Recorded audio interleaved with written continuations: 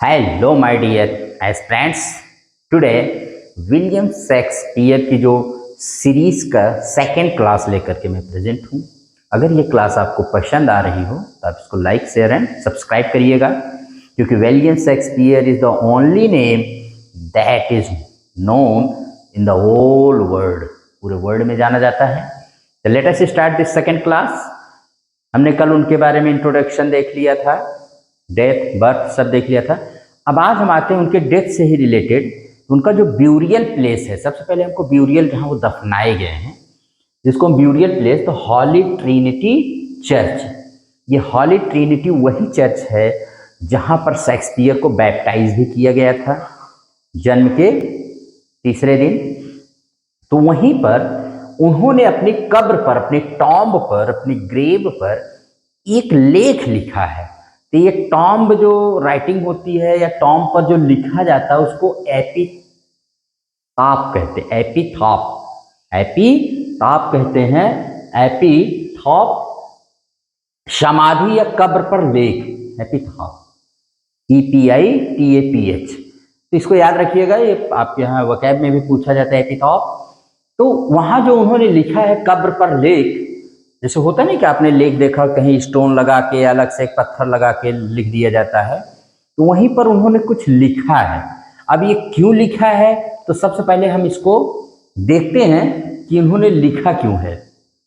यहाँ पर हम शेक्सपियर के एपिथाप के बारे में पढ़ेंगे और वहाँ पर है कि good friend for Jesus sake forbear to dig the dust enclosed here, blessed be he who spares these stones and cursed be he who moves my bones। एकदम राइमिंग में है। कहने का मतलब है कि यहाँ पर जैसे ग्रेव डिगर्स जो कब्र को खोदते हैं, उनको वार्ड ऑफ करने के लिए, उनको स्केयर अवे करने के लिए या उनको डिटर करने के लिए ये शायद लिखा गया है। तो बहुत सारे रीजंस हैं। पहले हम इसकी मीनिंग देख लें। कह रहा है कि अच्छे मित्र, क्या कह रहा है? अच्छे मित्र भगवान के वास्ते, यानी जीसस के वास्ते। Good friend for Jesus sake for wear, भगवान के वास्ते, जैसे होता नहीं, भगवान के वास्ते, जीसस के वास्ते। To dig the dust enclosed here, यहां की धूल को खोदने से परहेज करो, मत खोदना। Blessed be he who spares these stones and cursed be he who moves by. धन्य है वह व्यक्ति जो इन पत्थरों को छोड़ देगा, यानी नहीं खोदेगा, उनको डिस्टर्ब नहीं करेगा। And cursed be he who moves my bones, और उसका और शापित हो वह जो मेरी हड्डियों को यहां से हटा दे। माने जो हटा देगा वो एकदम कष्ट हो जाएगा, उसका नाश हो जाए, विनाश हो जाए, जैसे आप देखते हैं। लेकिन जो नहीं हटाएगा वो धन्य होगा। ये इसके कई सारे रीजंस है। यही उनका एपिथाप जो लिखा गया है, याद रखिएगा। Good friend for Jesus sake forbear to dig the dust enclosed here, blessed be he who spares these stones and cursed be he who moves my bones. अब देखिए इसको कई रीजंस हैं। This is a curse against those who disturb his remains. This epitaph successfully deterred grave diggers and construction workers for a long time। काफी समय तक grave diggers जो थे और जो उनको डिटर किया, मैंने उनको हटाया, इनको दूर रखा इससे। अब इसके कई रीजंस हैं, लेकिन once a fake news spread that his skull was stolen, however recent investigations show and reveal that his skull was not stolen। अब एक बार एक फेक न्यूज फैल गई कि उसकी खोपड़ी तो शेक्सपियर की चुरा ली गई। हालांकि बाद में प्रूफ किया गया, साइंटिफिकली प्रूफ किया गया कि नहीं, ऐसा कुछ नहीं हुआ है। इसके रीजंस में हम लोग देख लेते हैं। डिटरेंट टू ग्रेव डिगर्स, कब्र लुटेरों के निवारक के लिए।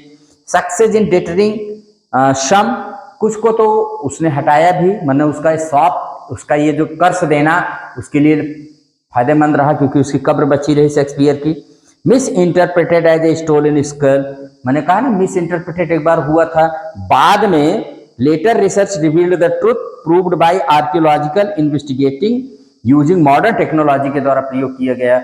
नहीं, शेक्सपियर के स्कल को कोई हानि नहीं हुई है, एक फेक न्यूज थी, मिस इंटरप्रिटेशन था।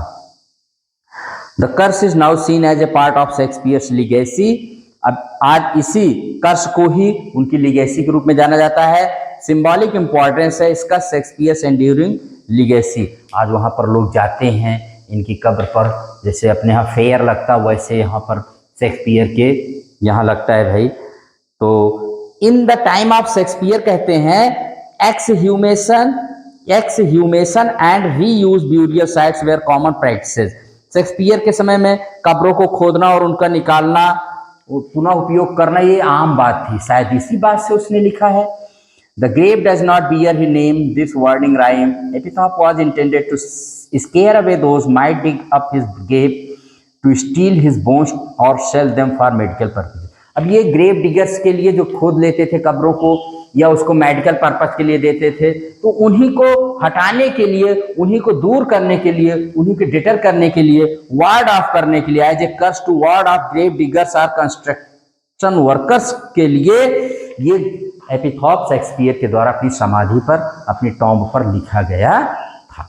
ये रहा बहुत इंपॉर्टेंट, आप इसको जानते रहिए। कहाँ वो बरी किए गए थे, उन्होंने क्या लिखा है, उनका एपिथॉप क्या है, क्यों लिखा है, ये सारी बात मैंने आपको इसमें बता दिया है।